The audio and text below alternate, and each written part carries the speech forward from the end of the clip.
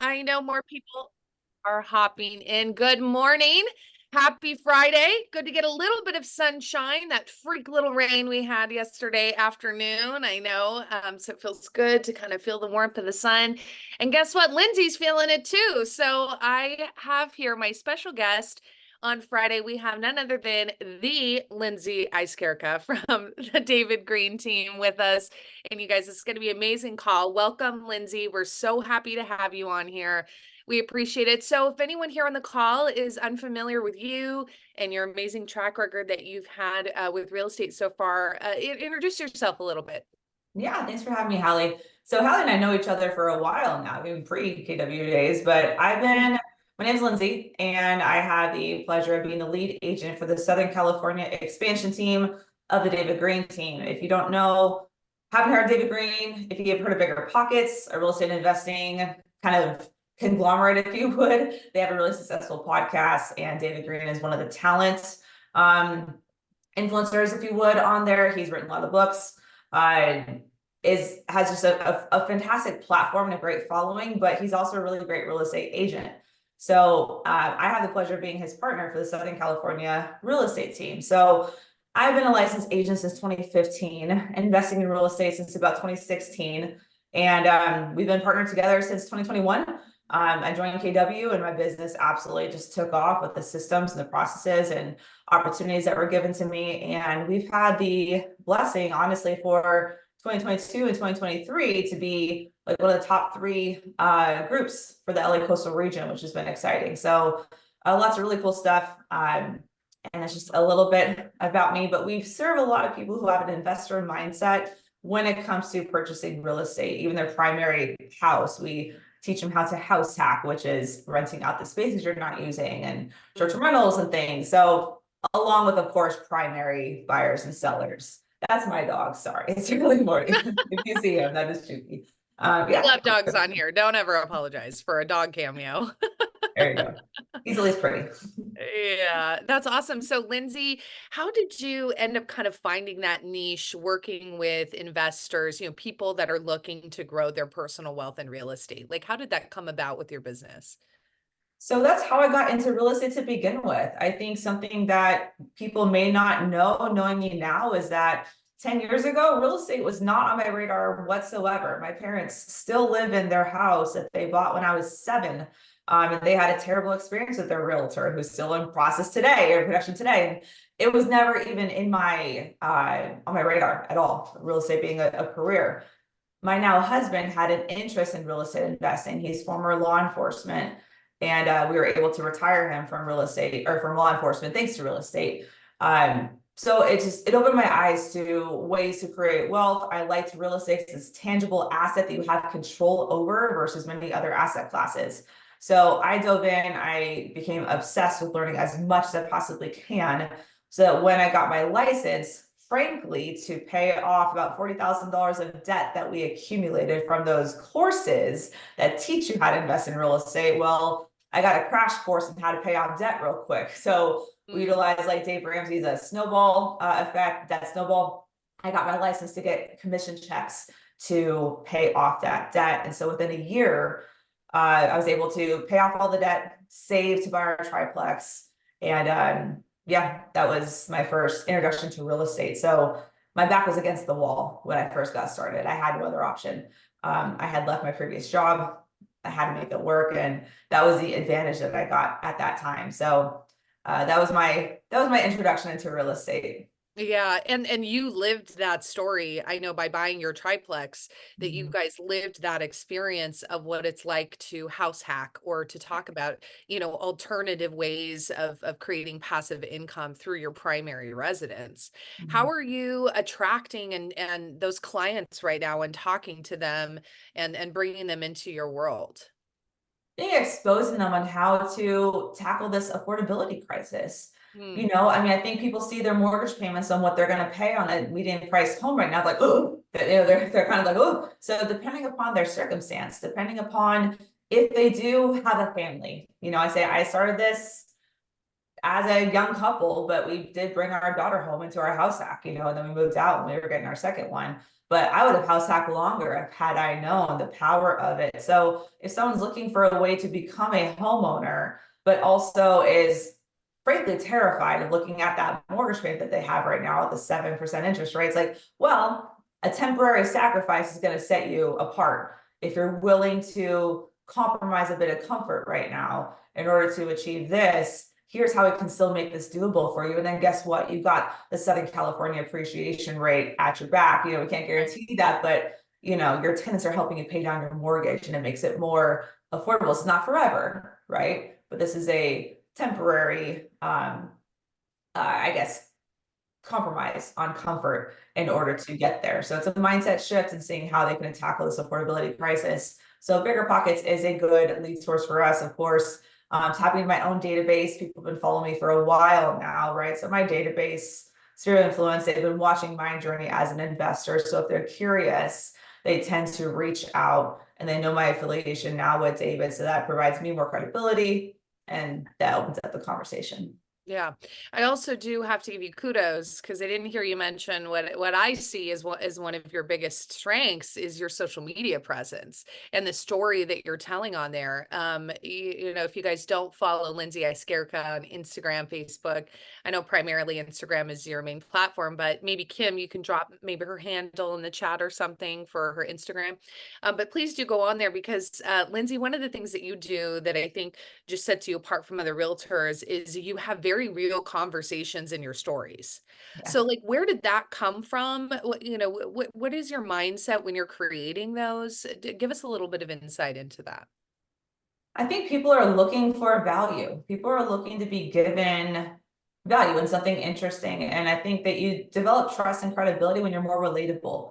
I rarely ever do the typical, we do some, just sold, just listed, yada, yada. But I want people on social media to get to know me and see me as a resource for them.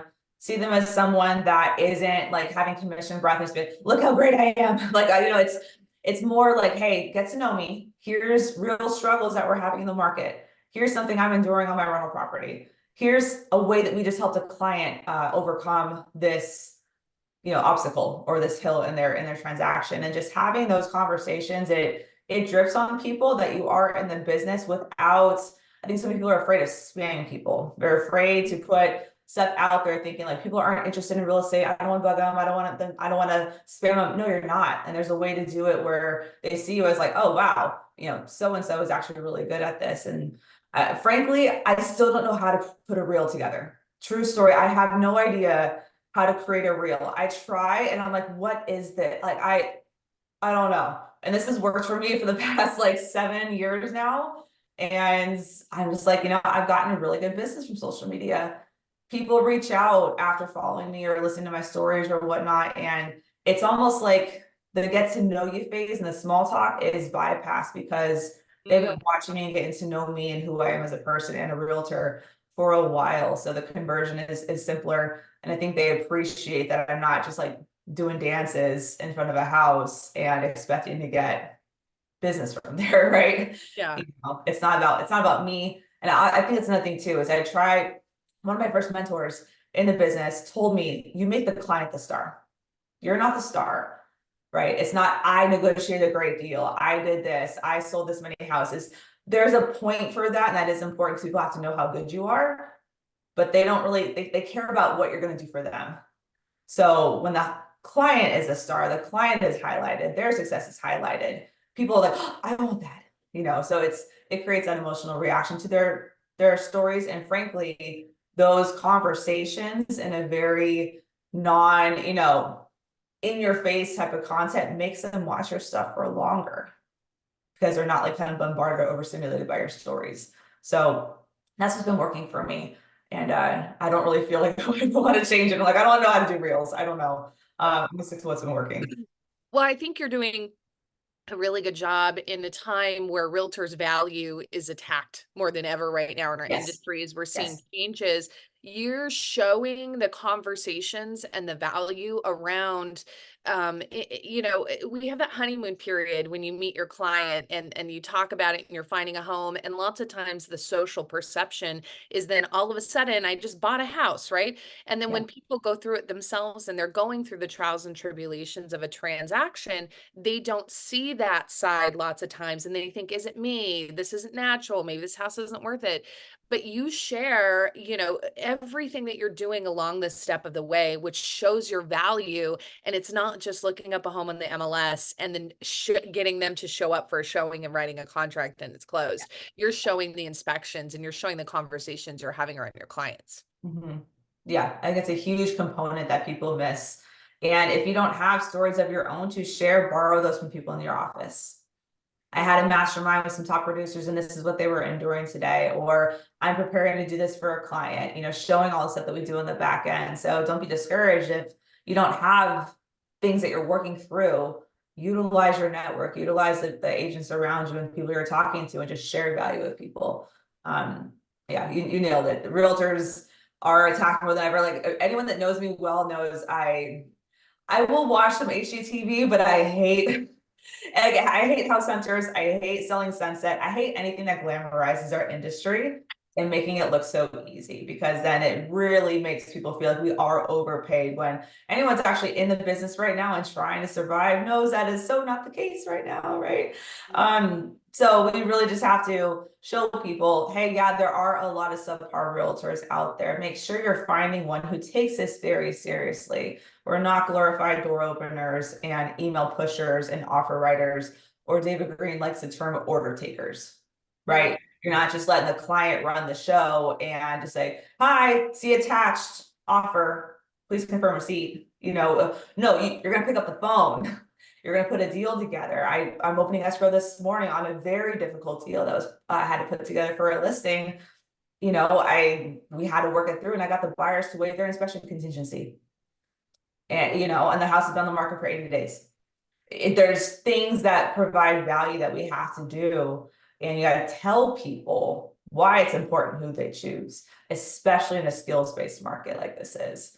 So you have to let people know that, because if they're just watching Selling Sunset or Selling Tampa or House Hunters, they may think that the client should run the show, and that's not the case at all. You're guiding them, you're consulting with them, but really you're in the back end putting this thing together. And normalizing that conversation is so important, and the words that we're using and the things that you're looking into as a realtor shows your value and is advocating for each and every client. So when they go on your social media, they're not just seeing a digital business card with your name and your phone number and your production detail. They're seeing the education that you're bringing to anyone that works with you and brings, comes into your world to decide to transact in real estate. And I think that's really phenomenal. So shifting gears just a little bit, because we're talking about value. I know, what is your business model right now about working with buyers? Do you have a formal buyer's presentation? Do you sit down and have that consultation with them every time? Talk to us a little bit more about that process and you and your team's business. Great. Yes, absolutely. So we do a buyer consultation. I don't call it a buyer consultation. That's going to sound not very fun and not super beneficial to the buyer. Because again, if they don't really know what we do in the back end, they're like, why do we need a consultation? Why? So I call it a strategy call. You and I are going to jump on Zoom and we're going to strategize about how to put your money to its best possible use and where the best place is going to be for you to live, and how we're going to strategize on that and get you the best deal. So it's a strategy call. It's to their benefit. I'm going to learn more about them. They're going to learn how we work. So we do have a presentation.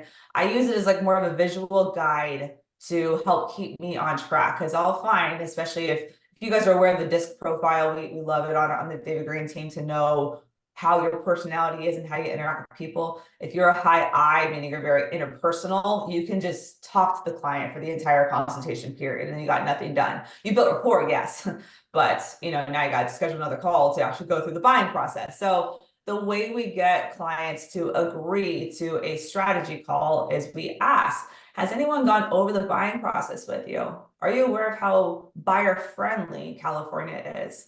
Do you know about your contingencies? Do you know how you can back out of a deal if X, Y, and Z happens? No one's gone over this with you? Oh, wow. This is an important step that we don't miss on our team. We feel like it's super important. We want you to feel comfortable, empowered, and confident to enter this process so that basically you understand what to expect. You can focus on the deal, and you're not so worried about what comes next. How does that sound? Oh, that sounds so good. Okay, great. So I have a few times next week, this time, what's available for you. We do it virtually, and we find that that's beneficial because the client can be comfortable in their environment, grab a cup of coffee, put your sweatpants on, and let's just have a conversation. It's less sticky than come into my office and fight LA traffic to get down here after work. It's like, no, let's go ahead, get home from work or on your lunch break. Let's just pop on. We're going to strategize about your call. And we walk them through the process. We tell them a bit about how we work, the way that we work, and we set the expectations early. Is I'm your realtor. Okay. I'm the one that's going to be doing the objection handling. I'm the one doing the negotiating. I'm the one that you're going to be strategizing with. However, because of the volume of people that we do serve and the quality that we don't want to compromise, we are going to have like a junior agent or a showing agent also assigned to you. Their job is to meet you at the property when it's convenient for you. So you're not waiting on me and my schedule to meet you and the house is already sold, right? So you're going to have a great, also high producing agent, handpicked by me, trained by me and David, and we're going to work tag team, but you're not being passed off to junior agent. I'm your realtor. So that helps them understand what they're going to get out of me in this transaction and what the benefit of the showing agent is. And we use a showing assistant model, and it's been great because we can serve more people without compromising quality. Because how often do we find that after a day of showings, open houses, all this kind of stuff, you're answering emails on your phone, in your car, in traffic, and then you get back to your office like, oh, now I gotta call, like, now I gotta follow the people. Now I gotta figure out this fire. Oh my, you are mentally and physically exhausted, and that does spread sometimes by agents too thin. So in order to compromise that and have the team model without having the client feel like they're getting passed down, which I think is a huge mistake that most teams make. Like the main agent is like, they do the consultation and then you don't hear from them again until like you close. And that's such a huge quality control component that we don't want. We want our clients to feel like, when they get to talk to me and strategize, like they get all of me, right? The way that I do that is to make sure I'm not stretched too thin, serving more people at a higher level. So we explain the benefit of that right at the consultation. And then they're never wondering like, oh, wait, why is, I know Courtney up here, like, for example, why is Courtney meeting me at the property? Like, where's Lindsay? No one ever asked that because we let them know what the benefit is of the showing assistant model. And then we walk them through that and what we're going to do for them. We go over the buying process. We go over the what if scenarios. We show them an example of an inspection report. We let them know how they can back out of a deal. And we also just make sure, like a listing presentation, we are asking the buyers what's their biggest concern about the process, or what are their fears about buying. You can do your whole listing presentation, for example, but if you don't address what the seller actually cares about, you're not walking away with the listing agreement. Same thing with the buyer presentation. If we just talk about how great we are and we just read off of a slide and assume that they're going to sign a buyer rep agreement with us and work with us, you missed the mark. They may not really care about anything like that, and they may be fine saying like, oh yeah, no worries about showing assistant. We're gonna go. We like going to open houses. Okay, great. I'll give you a stack of my business cards. You give my card to the agent, they'll leave you alone. Go ahead and go walk around, right? Asking the buyer what they care about most, feeding into that, answering their specific questions, and everything that you do share with them, why it matters. Why should they care? What is the benefit to them? This is why we do this. And then the client's like, oh, okay. And then their eyes are open to all that we do for them. Then when it comes to the buyer rep agreement, it's not so difficult of a conversation. They get it. And they're almost like afraid to not use you. So we do that with every buyer. Unless like we meet them today and they want to see the house tomorrow and then we write an offer, we still try to get the consultation in there just to make sure that they trust us and that we gain their credibility right away. So that is our process for every buyer that we work with. You said so many things in there, and I started jotting down some notes. I just want to point out, you're setting expectations early, to use your words, that when we're approaching the buyer broker agreement or that commitment to work together, it's a much easier conversation from what I'm hearing with your experience when you actually have that formal appointment. even if it is on Zoom, because that's easier for their availability, because then you're having those conversations and you're doing things like, creating words, even just that verbiage that you said, did you know that California was very buyer friendly and all the protections that you're afforded in the real estate transaction? Is that something that we're going over as agents? Are we still talking about it with the passion that their choice to buy or to sell is really the best for them in this area? I Mhm. think that was just absolutely genius. And by the end of that conversation, you said, they're almost afraid not to use you because you've created so much conversation and value around your experience. And then also the experience they're going to have working with you, with your team, with your showing assistants and your knowledge that they have this mental commitment before they even sign anything. Mhm. That is just absolutely genius, and again, the strategy call, very, very, very smart to use your words. Phil M. Jones, the words exactly what to say. I know you've read that book, but just the words that we're using with our clients as we're converting them is so important into the influential process. By calling it a strategy call, it feels like something special. You're Yes. not consulting what they're doing, you're a part of the strategy, right? Mhm. You're a part of that bigger picture. So I absolutely love that. So to shift gears too, you went from a single agent. Now you have how many on your team, Lindsay? Remind me. We have 8 8 agents on SoCal. directly Yeah. on your SoCal team. Of Mhm. course, David, with the main hub has more, but you're overseeing and working with 8 agents. What was that like going from an individual agent to a rainmaker? And do you have any advice or suggestions to those who are starting to pick up and are thinking about growing and going to that next level? Yeah. Do we have another hour and a half? Um, Happy to dive into that. There's pros and cons to being on both sides, right? To being single agent, being a team leader. I think shifting the perspective to it is my job to raise up these agents. They're a reflection of me, they're a reflection of David, and I'm super fulfilled knowing that they're becoming really good agents, right? I don't want to just send them out into the world. So I think if someone is going to become a team leader, first things first is you have to become so good with clients. You have to be an expert at your craft. This is not a way to delegate and take a step back and think that you're going to get in passive income. Teams die because the main agent tries to pass off everything to the junior agents, and the junior agents, they need help, or they may run into certain situations. So the clients are like, this is not what I signed up for. I signed up to work with you. And now, like, I get you need like an assistant, but I'm only talking to this person, and it tarnishes the relationship. Now you've also lost a referral partner, right? Or like all that. So what I tell people, if they want to become from a single agent to a rainmaker or a team leader, utilizing showing assistants or what have you, you have to be so good that the client doesn't miss you, right? Like the client still understands that you are in control of the situation. And then you have to allocate time and energy to pour into other agents, and understanding that there's that ROI there, that if they start to build their own business, you get to benefit from that. You get to watch it. It's mutually beneficial mentorship. They're taking something off of my plate when it comes to the showings and some open houses. And I'm like, go lead generate, go all the open house leads are yours, right? Go for it. I'll teach you how to do open houses really effectively. That's going to ultimately benefit me. And I have to not see them as, just delegating and saying good luck, right? And also understanding that there is going to be attrition. It's inevitable. We're in real estate, it's a self-serving industry. We got in this business to do business for ourselves. And you have to be okay with like letting baby birds leave the nest, and maybe they are going to go off and go do their own thing. That's okay. You're constantly looking for talent, and really addressing what you need help in. I think a lot of people feel like, who should I hire, or what should an assistant do?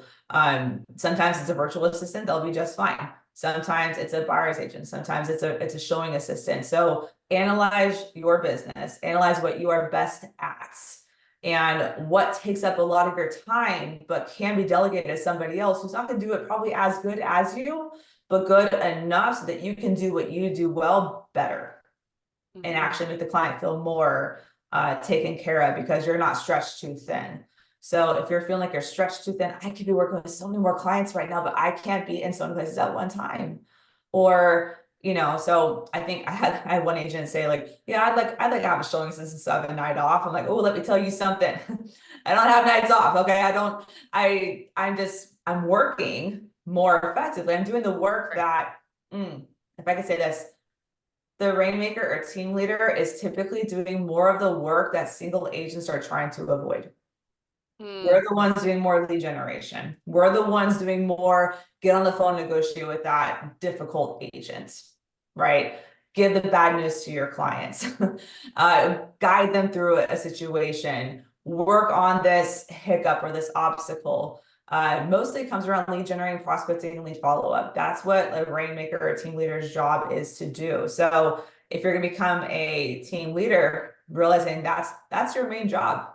That's your main job. So if that's something that is terrifying, or you find yourself trying to stay more busy to avoid doing that work, you're probably not ready to then lead a team.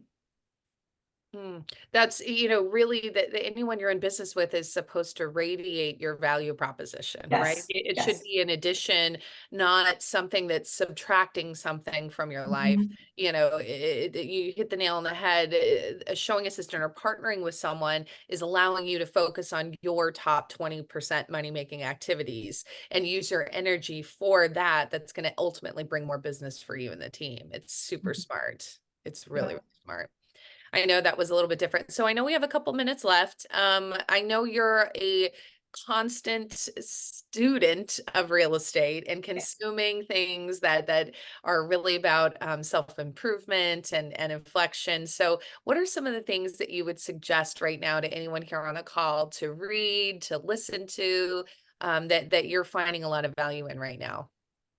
Oh, really good question. I would suggest, I mean, if you know Bigger Pockets, the podcast, I would suggest looking into it. There's a lot of different kinds of the podcast, but just really listening to a lot of real estate content and gathering data, gathering what's going on in the marketplace so that you can internalize it and then have better answers when you're asked questions at your open houses or from your SOI. So really just try to consume as much real estate content and data right now as you can so that you can be a better resource for people when they have the questions, like, how is the market right now? Wait, I read this article, or I heard this, and you're like, you welcome those questions. So that's a big thing.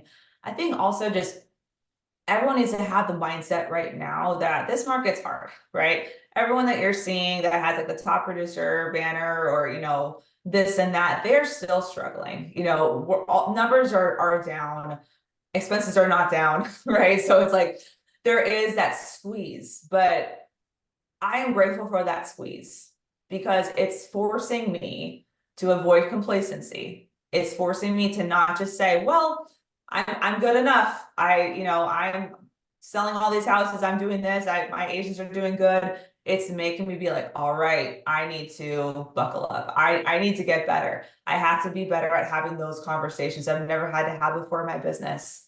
Right? I had to learn how to get all three of these sellers on the same page to sell their house for 50 grand below list price. I have to figure out how to convince a client that, yeah, we don't know if rates are going to be falling, but here's why I like this deal for you. I'm okay if you want to exercise your right to walk away from it. My fear is this. Like, it makes you be put in these situations and develop these skills that you wouldn't have to sharpen if you weren't in a difficult market. So not wanting to be the kind of agent that is relying on external circumstances, the Fed, interest rates, the economy, the election, whatever, buyer and seller psychology, that does have an effect in your business, but your success is not dependent upon that. How can you be a better agent? How can you serve more people? And just figuring out, how do I make it so that my business is flowing? Yeah, it's gonna have ups and downs, sure, but I'm not dry if the market is not super favorable for buyers and sellers. That is a market dependent agent, and those are the agents that are leaving the business. Be so committed to being a resource for your sphere of influence, being so good at being a resourceful, value person and just having conversations with real estate without the expectation of converting them right then and there, right? Continue the conversation so that when life happens, when divorce, death, babies, relocation, all those things happen, you are called. Because those people don't care about what's going on in the market right now, right? Most of my listings in the fourth quarter came because the client had bought the house, they had a baby coming, and their plans changed. They weren't looking to maximize profit. They were looking to move closer to family because they have a little one coming.